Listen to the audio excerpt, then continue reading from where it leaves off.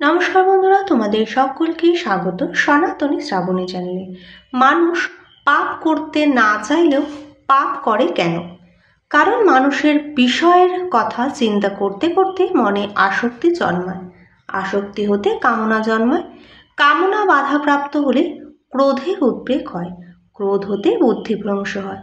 গীতার 2য় অধ্যায়ে ভগবান বলেছেন যে ইন্দ্রিয়গণের সহিত বিষয়ের সুখ দুঃখ শীত গ্রীষ্ম পৌঁছান, অর্থাৎ শীতের সময় কেউ খালি গায়ে অথচ তার জামা আছে, তাই এই বিষয়ে চিন্তা করলে যে তার বেশি শীত লাগছে, অথচ যে গরিব বাচ্চাটি যে কখনোই জামা ছিল না তার কিন্তু শীত চিন্তা আসবে না।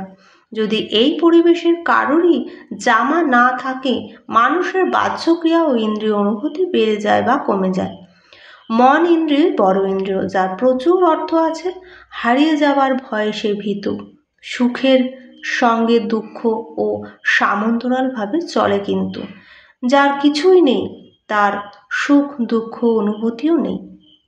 যেমন নাগা সন্ন্যাসীরা বিষয়ের চিন্তা করে না, তাই তাদের সুখ দুঃখ শীত গ্রীষ্ম বোধও জন্মে না।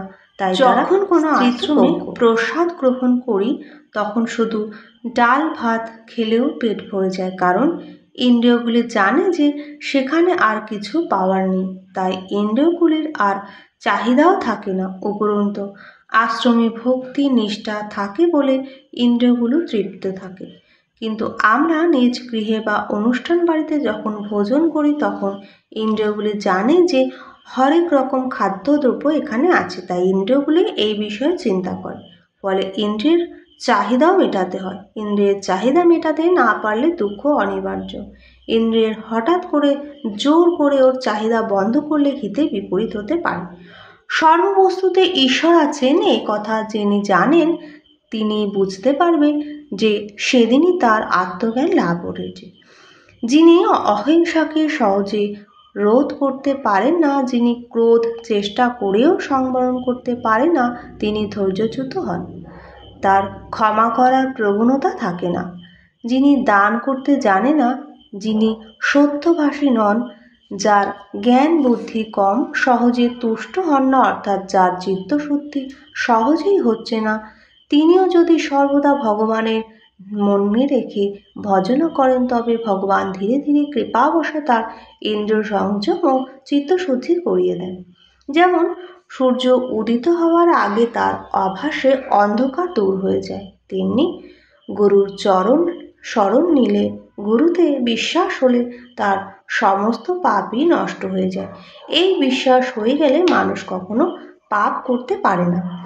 ইন্দ্রিয় সংযম হলে সব কিছু লাভ করা সম্ভব, অর্থাৎ যে সয় সেই রয়, আর যে নাশ হয় তার নাশ হয়। ভগবান স্বরূপ দিয়েছেন ধর্মের গ্লানি রোধ করার জন্য। প্রয়োজন হলে তবেই ব্যবহার করে, অন্যথায় ইন্দ্রিয় সংযম করে রাখতে হবে। যেমন কচ্ছপ প্রয়োজন হলে সেই সময়টুকু অঙ্গ প্রত্যঙ্গ ব্যবহার করে অন্য সময় গুটিয়ে রাখে। এই স্বরূপগুলি হলো কাম, লোভ, ক্রোধ, মোহ, মদ, মাৎসর্য। এই কামনা বাসনা মোহ সব কিছুই থাকবে যদি গুরুদেবের প্রতি নিজের জন্য নয়, সমস্ত কামনা বাসনা সব কিছু গুরুদেবের চরণে সমর্পণ করে দিতে হবে। গুরুদেবকে বলতে হবে, ভক্তি দাও, জ্ঞান দাও, বিবেক দাও, বৈরাগ্য দাও।